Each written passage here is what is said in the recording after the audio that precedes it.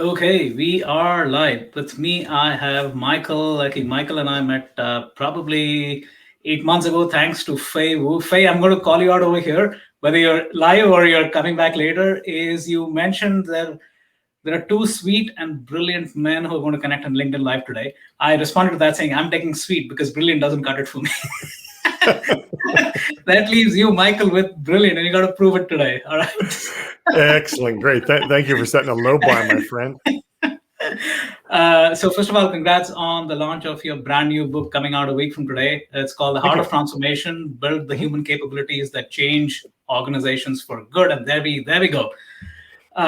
It's phenomenal what you've written in the book. I haven't even read it myself, but I've seen the snippets that you put out on LinkedIn. We're going to talk about that. But again, first of all, thanks to Faye for making the intro. She's been a past guest as well, a great human being and an amazing person. And obviously, Michael, you work closely with her, so you can attest to that too. Yep. Mike, over to you, and just talk about your journey, and we can dive in. My journey. So yeah, I mean, I played internal and external kind of, people-based leadership roles, HR, OD, learning, things like that. And then I've also just been a general manager. I was a GM at Gartner for a number of years, running part of the executive programs business, which is the CXO advisory. And I left the corporate roles about 2 years ago, started my own consulting practice, and really wanted to kind of bring together all the things that I was doing. And I guess the real true story is that I was always the guy that was brought in to help us make change, help us drive transformation.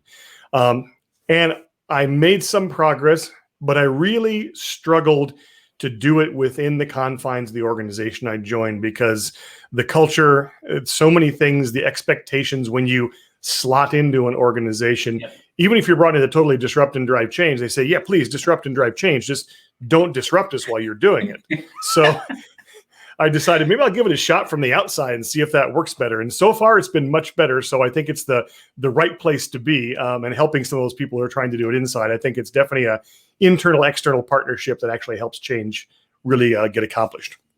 So talking about the Teflon Tales, again, for people who are watching this first time, Teflon Tales is really bringing in people who are living the Teflon life, aka getting hot very quickly, cooling down, remaining flexible, balanced, and non-sticky. And you just demonstrated that, right? You cool down really fast from your corporate gig as an analyst, and then moved on to something different. So one of the things that you mentioned when we connected last week was the challenge you had to start writing the book, right? You had all of these fantastic stories, and the book is going to be a mega hit. I can guarantee that. Thank you. But again, for lots of people, again, turning on the pan, putting the stuff, and getting hot quickly, and there are obviously hurdles that you had to go through. What were they, and how did you overcome them? Well, the first one, and interesting, it has to do with what I was doing just before I joined you here, was that, and I read about this in the book, I spent the majority of my book writing time not writing the book. I was thinking about writing the book. I was planning to write the book. I was agonizing over writing the book. I was feeling insufficient, inferior, and insecure, and then going and doing something different, because the idea of writing a book just seemed overwhelming. And I thought back to what would I do if I was, consulting to myself? And I'd say, well, what's the first step? And obviously the first step was to start writing. And every time I'd sit down, initially I'd think, well, I can't start unless I know where I'm going to end up. And then I realized that's just not going to cut it. So I would just start, and I would just start going, and things would take shape, and I'd kind of come out of my little self-induced hypnosis, and there was something that was a part of what the book became. And so I just kept starting. And as a result, what I was doing before we talked is I was taking my piano lesson. And I'm working with a gentleman in New York. I live in the West Coast now. I just moved about a month ago. And I am working with him to learn to play the piano all over again, like I did when I was a little kid, and starting at the basics and the scales. And I just kind of start every week with him and start to learn a little bit and see where it goes, and hoping that kind of philosophy will take me through not only to being able to write books, but be able to play a few songs on the piano. Okay, so you jumped ahead. I was going to ask you the piano question. Oh, sorry. Nah, just kidding. And again, but sticking on to that, right? It's like it's so important for people to experiment, right? And sometimes, especially if you've been in this straitjacketed role. And you mentioned earlier, right, about being in a large organization and say, disrupt, but don't disrupt too much, right, or disrupt within the confines of these boundaries. Is how does I mean, what advice do you have for somebody who has been quote unquote straitjacketed, and whether by circumstances or by choice, and now they want to learn the piano, right? Or just as a euphemism, they could try, but that you mentioned inner critic, the imposter syndrome, what will the world Yeah. think? Hey, what's my corporate image going to take a beating? How does somebody get past that? Yeah, I try and think of what the great masters would do, and so I think of the great 20th century philosopher Cher, when she said, if you want to have a chance at greatness, if you're not willing to look foolish, you'll never have a shot at greatness, or something like that to that effect. Yeah.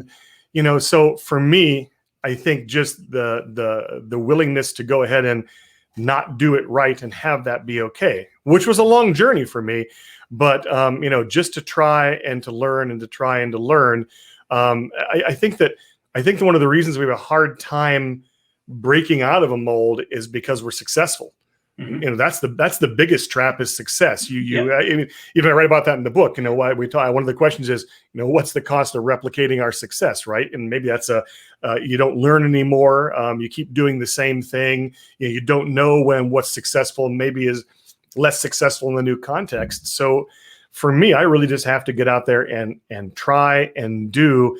But I find really interesting, almost magical things in the mistakes and the failure. Like I was talking to Cosmo, who Faye also introduced me to. She's the center of the universe, it seems. And I was playing a note that I went clunk, and I go, well, that's not right. He goes, yes, that's actually right. I said, but it doesn't sound right. He said, yeah, it's a dissonant, pairing of notes there.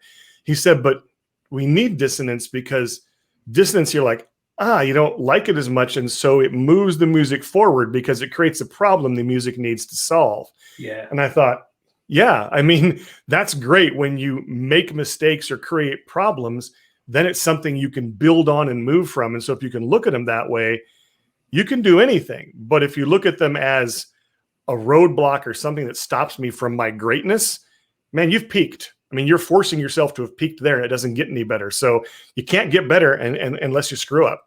So I've kind of embraced that approach. So talking about that approach, again, I'm looking up some of the takeaways from your book, right, that you started posting on LinkedIn. And it caught my attention because in my, 20 plus years in large corporations, is not once was this ever part of any leadership course. Let me give you a few things, right? What's my blind spot? How is my idea wrong? Who challenges my belief? Go where the fear is. And I'm thinking to myself, has anybody, have strategic offsites, leadership offsites, not once, right? It's all about competition and strategy. And there is talking about, hey, leadership and helping others and so forth, but never once is something as poignant as this, as self introspection, right? Which really brings out the human in you. But we never taught that, right? So again, how did that come about, and what do you think needs to happen today so that leaders need to embrace this? Yeah, that's a great question because there's so many reasons why we don't, and we stay out of those areas. But I guess what came about is probably about 15 years ago. When I was at Gartner, I was involved in human resources for the number of business units. It was a much smaller company then. And we were building out this executive programs business. And I partnered with a gentleman you may know named Michael Leckie. Has a little company called Box of Crayons, has done some other stuff now. And we worked together, and he built a coaching skills program that was to teach our people how to coach others, but to coach them in a way of creating a space that they could step into, figure out the problems, figure out what they wanted to do about them, kind of a la Ed Shine's process consultation, as opposed to just give them expertise and answers and content that Gartner produced. And we used questions in a similar vein. And we first were met with, and you got to be kidding me, it's not going to be valuable at all. I'll never forget the pilot program. We did the pilot in the UK because the British guys there and the rest of the Europeans were the most skeptical group I had. They were all ex-CIOs. They were all very skeptical. One of them said to me, he goes, I got to tell you, I was just pissed to have to come here, angry to have to come here, because I got into a CIO role in a big company, and then I came here. But when I was a CIO, I'd finally escaped corporate training garbage, and now here I'm in training. But we went through this process of saying, engage with your clients this way, see what happens. And so that night he had a client call, and he had a guy he'd been working with and hadn't been able to break through with 5 months. And he said, I was kind of desperate, so I just thought I'd try your guys' technique. Just ask these questions and engage. And he said the next day, he goes, I got to admit, he goes, I'm flabbergasted. It busted the whole relationship wide open. It changed the tone. And so I started to see that really deeply human interactions, people want them. We just have disallowed them from corporate life. They're too personal or something. There's lots of reasons for that, I guess, that we could go into.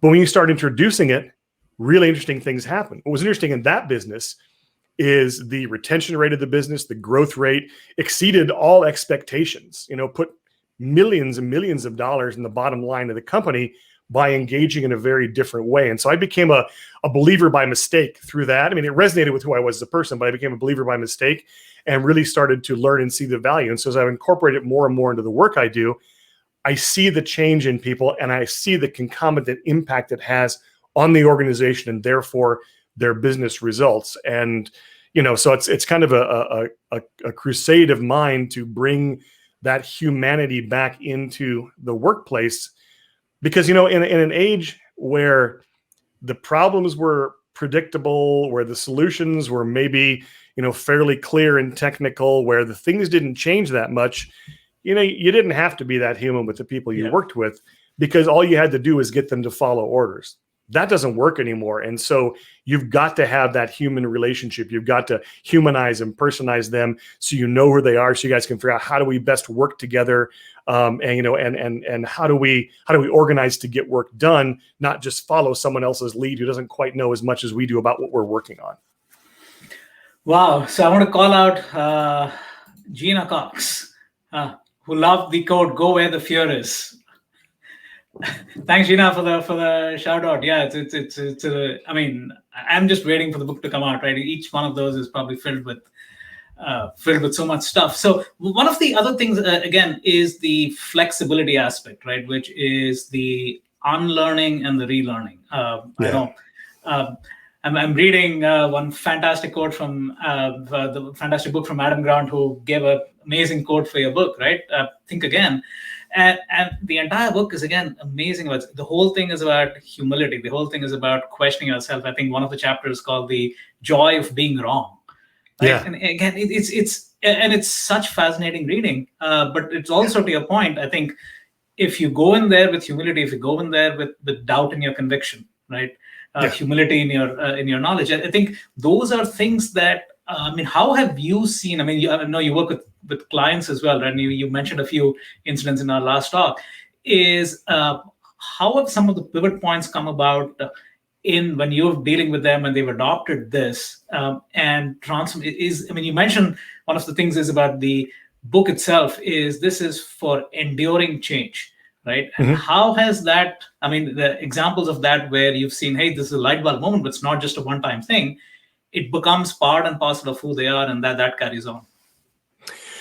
Yeah. So I think that there's a lot in the question there, but I think that when you have the whole idea of learning over knowing, or learning before knowing, came from the fact that really, knowing's not bad.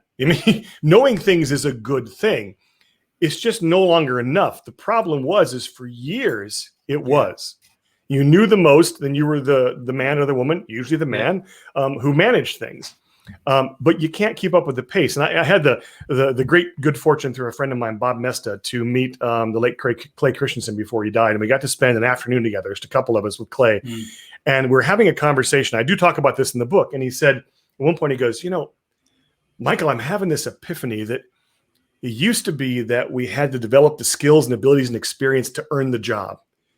Now we've got the job and we have to develop the skills and the ability and the experience to do what it's becoming, basically. Yeah. And I think that's very true. But I think if you think about the next ramification of that is, as the individual now who is here, you have a choice. One choice is to say, hey, it's no longer good enough and I need to get here, but I'm the best positioned to do that. And that's exciting. Or the other one is, I've always justified myself having a greater compensation, more status, more wealth, more power than others because of what I know. If I don't know enough now, is this going to be taken away from me? Am I going to lose this? Am I no longer legitimate in this role? And I think the majority of people I've come across seem to feel that way, and they fight it. They fight whatever the change is because they feel the change is delegitimizing them in the world, whereas opposed to giving them a place to do even greater things from. So it's a real switch of mindset. And when I've helped clients make that shift, then I've seen them just take leaps and bounds because they got there, usually because they were good, they were smart, they knew what they were doing. And now they started to turn that power of knowing into one of learning. And they're generally usually pretty good at it and do some even more amazing things than they would have done just by staying where they were with the knowledge they had. So talking about knowing and extending that to learning is, again, going back to the Teflon analogy, which is the ability to cool down really quickly also, right? And especially, again, your own experiment with your change from a big corporation to what you're doing right now. Obviously, when you started off, you were probably experimenting with many different things, right? Mm-hmm. And one of the hardest thing as a entrepreneur is to know what to cool down quickly in order to actually focus attention where things are actually getting traction, right? So again, versus, hey, trying to get all stoves going, all pans hot at the same time, and you burn out. So that ability to cool down, to remain balanced, to tune out sometimes, again, like what has helped Michael achieve that? I think it's just saying to myself, I don't know what I'm doing here, but I can figure it out. I mean, for me, there's been the metaphor I used to use is like when I confront something that scared me. Talk about going where the fear is for Gina there. Yeah. When I confront something that scared me, but I knew I needed to do, what I generally do is, in my mind, I call it metaphorically tying a rope around the rock and then one end around my leg and throwing it off into the water because eventually it's going to yank me. So I would commit. I would put something on the line that meant I was going to have to deliver something I didn't know how to deliver. And once I'd done that, I figured it out because otherwise it was just, a disaster. And so I'd make that commitment. But when I started working as an entrepreneur, I knew I didn't know what I was doing. So I did two things. I said, I'm going to do some things that aren't going to work. In fact, I'm going to do a lot of things that aren't going to work. I just got to figure out what they are quickly. Yeah. And the second thing was I really identified where there was a key area or areas that I really didn't know what I was doing and probably wouldn't learn it fast enough and asked for help. So we've mentioned Faye Wu from faysworld.com. And Faye is my kind of marketing and product and social media partner. And she's been tremendous. And I can't do what she does and I could learn it, but it would take me a lot of time. And that's not revenue producing time for me. So she does that for me. She partners with me. I trust her. The day we were looking at my calendar, was walking through what I was doing and who I was working with for her to get more of a feel of what I do day to day so she could really help me. So opening myself up to help and then just saying, I just don't know. I don't know how to do this. And that's okay because everything I've done, things that I've done well, exceptionally well, been lauded for, at one point in my life, I had no idea how to do them whatsoever. First time I did public speaking, I was 15 and I either nearly cried or wet myself or both. And I was horrible and I was, stressed. But, I've spoken in front of thousands of people and I'm very comfortable doing that now. I wasn't, it's all stuff you have to learn. You just have to accept that we're learning and we don't know what we don't know. So true. And again, calling out Gina, I mean, she obviously, a lot of what you're saying is resonating with her, right? Humanity back into the workplace. Yeah, I mean, so true, right? Especially this day and age. It actually brings up another thing. And again, it is one of those things, especially with social media, right? And a digital-only world is the amplification of the quote-unquote successful people, right? And again, you can go by the things that hit you visually, which is, hey, number of followers, number of comments, the thing going viral. And people starting out for the first time are intimidated, right? Like you said. But if I were to look at Michael and I wasn't talking to you and I looked at you from the outside, oh man, he has like so many people, including Adam Grant. He's met Clay Christensen. He's got this book coming out over here. He's been a Gartner analyst manager. Right. And so that how does somebody actually I mean, people say, "Hey, yeah, it's a tip of the iceberg. There's 9/10 of it is below the," but people don't get to see what's below the ocean, right? And part of the Teflon Right. Tales is kind of reveal that. But how does somebody go about understanding what the steps in the journey is to actually start turning on the stove and knowing, right? Okay, what are the steps that Michael took to actually get there, right? And I'm just metaphorically speaking. I mean, social media just amplifies the heck out of these quote unquote successful people. Yeah. Yeah, one of the things I think bad about social media is that it's convinced so many people in this world to make, winning the lottery a strategy for business. I mean, I guess you can try, and we'd all love. I mean, would I love it if this book just took off? In fact, I've got, where is it? Right here. Hey, Michael, I have a deal for you. 10,000 bahts is a dollar a piece. $10,000. I can have 10,000 reviews for you. Boom, like You can. So I have a friend who he wrote a book and took it to his publisher. I hope he doesn't mind me telling the story. Took it to his publisher that published him before, and they said, "Nah, here's some problems with it." So he rewrote it, took it back. They said, "Still not where you want." And he wrote it a third time and said, "This is the book I want. This is really the book I want. Now I'm there." He brought it back, and they said, "Nah, still not for us." So he said, "Okay," and published it himself. So the coaching habit now is approaching selling 1 million copies. Unbelievable. I mean, I'll be happy if I get 2,500, 3,000. That will be a success. I mean, so is that going to happen to me because I know Michael Bungay's tenure? No, it was the right time, the right circumstances. He probably won't make lightning strike twice. He'll get a better chance because people will remember him. Yeah. And so I think that we have to figure out something that we love to do so we can keep doing it and we're good at. And then, I know it sounds like an old wives' tale, but figure out how to make it work and how to make, some money off it. And I think that one of the interesting things that COVID has done is shown people that they don't just have to do the job they're in. And hence we have a lot of jobs that aren't getting filled now. Again, a lot of people that aren't going back to that same job. A lot of people are doing things independently because they stopped believing the myth of you can't figure it out on your own. You need a company to take care of you and hold your hand and walk you through it. Now, I consult with all these companies. I love working with them. There's some great companies out there. But moving to that place where you have more of that humanity and relationship and help people to develop into their fullest, I think is an amazing thing for companies to do, because some of them may leave you. Great. And they're going to go on and remember you as a fabulous place to have worked. But most of them are just going to get so much better and find things that they're better at in your company and be so much more productive if we just let them do that. So, and you're right, in the social media world, I mean, I guess the other thing I would say is that all the things that people could say about me, about who I know and, things I've done, written a book and all that, that's all true today. Yeah. Part of it was true yesterday, even less of it was true day before that. And you go back in time and none of it was true. So who I am is not something static. Who I am changes every single day, and it kind of moves in different directions. I've put a lot of energy into building relationships because somebody told me about 15 years ago, you need to continue to build a network all the time and just have relationships. And then I met Adam, and he talked about, just giving and connecting people. And I started picking up nuggets that I just began playing we talked about this before we started, a real long game in life, not a cynical one to win, but just investing in things and knowing that I won't see the payoff tomorrow.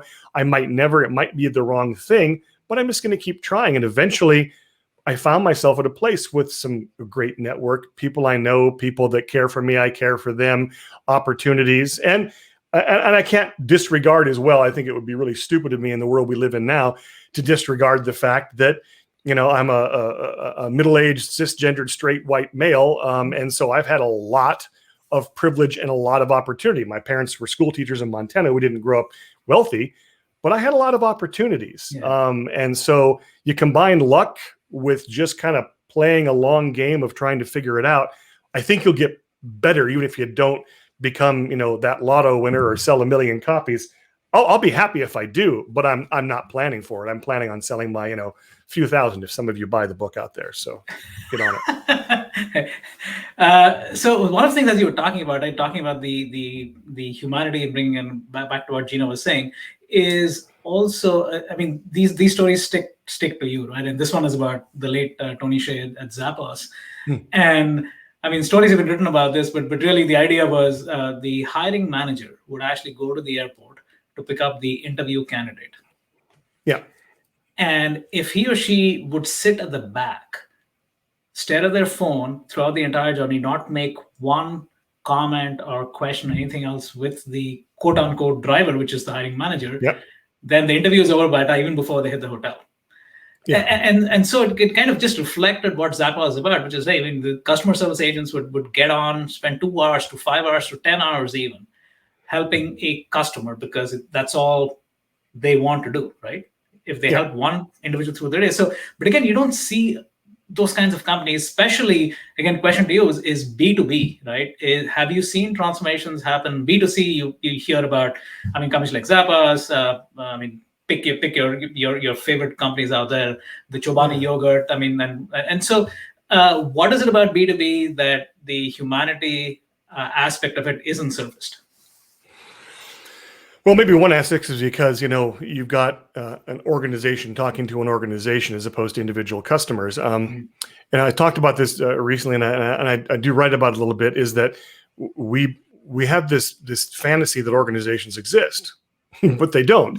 I mean, there's a sign on the building, there's snacks in the fridge, there's desks and cubicles, there's a legal construct. But unless you have a group of people of whatever size focusing on some sort of shared purpose, you just have a structure. But we start to relate to people or to organizations based upon their organization or their role as opposed to their humanity. When you get into things where you have real customer connection, real, that B2C, it was about the individual, it was about that moment, it was about their humanity, it was something deeper, something you're delivering. Like I just switched everything in mine, not a commercial for them, but hey, you want to send me something free? That's great. I switched everything over to T-Mobile. And I found that with T-Mobile, I'm talking to human beings. I can't tell you how much of a difference that makes in my business life when I'm setting up internet, dealing with the phones, because I can get a human being as opposed to, click for these 4 choices. There's 7 choices you don't want. Pick one of them. Okay. I mean, it's just the automation has killed us. So I think that B2B struggles with that. And so when I've worked with people in a B2B setting, I said, look, we need to find the coalition of the willing, or whatever, the human interaction point to start from. If this change needs to involve both of us, it can't be something pushed out, something systematic. It still has to change as an individual game played in groups. And if we don't play it that way, we're not going to get anywhere. So I think it's a really good insight you have that the B2B side of it is really, really hard. Wow. Okay. So final question, 30 seconds or less. No, I'm just kidding. It's for people, again, going back to, okay, so they want to make a change. They realize, again, I mean, COVID is obviously, as you said, has caused a lot of people to rethink their quote unquote stable work life, etc. Right. So, but the question is, if there is one thing that somebody could start doing today to actually help get them to that area of figuring out what their purpose is and to be able to make that change so that the purpose of their passion and the profits are aligned, what would that one thing be? Well, I think the great question, what do you want, is one that we don't ask ourselves enough. Yeah. A lot of my clients that I work with, and I could be coaching a senior manager in a mid-sized technology firm to a C-suite leader in a Fortune, 25 company, but getting them to think through what really matters to them when they kind of come alive, and to look for some of the themes, because for me, I had to find the core theme, and then I had to go out and find the work that matched it. So a core theme for me is I like to create a space that people can step into and do and become more than they thought they could. That really kind of sums it up. And when I started to look back at the moments in my life that really were those moments where it was just singing, it was just working, I was in the flow, that's what those moments were about. That was the theme that emerged. And so then I started to realize that theme, okay, well, now I can look at the opportunities and say, can I reverse engineer that theme into the opportunity or not? And I eventually found that I was struggling to do it in corporations. And so now I'm doing it independently, and I'm working in corporations and I'm working with the same kind of people. I just find it's easier to do what I want to do from that vantage point. So if you get really clear on what it is that is, as my friend Michael has said, where your great work is, what the core theme of it is, there's a lot of ways to meet that theme. I could do that by coaching a little league team in some cases, or any number of things. I've just chose one now that kind of fits my experience, my relationships, my network, my income goals, all that kind of stuff. But it's really getting clear on what is it that makes me happy, and then figuring out how do I get more of that. Wow. Yeah, it reminds me of another previous guest on Alan Langer, who talked about like, what's your happy place, right? It's things that not the usual question that you talk about. Again, there you are. You have a huge fan over here. Gina, thanks for the shout out and thanks for staying. Love it. So again, thanks, Michael. Again, hey, you've passed the brilliance test. I'm pretty sure Faye is going to agree. I don't know whether I passed the sweetness test or not, but we'll figure that out later. Thanks for your time and good luck with the book. And I'm going to pre-order it right now. Excellent. Thank you so much, Ash. It was great to talk to you. And thanks everyone who was listening, and have a great day. Thank you. Cool.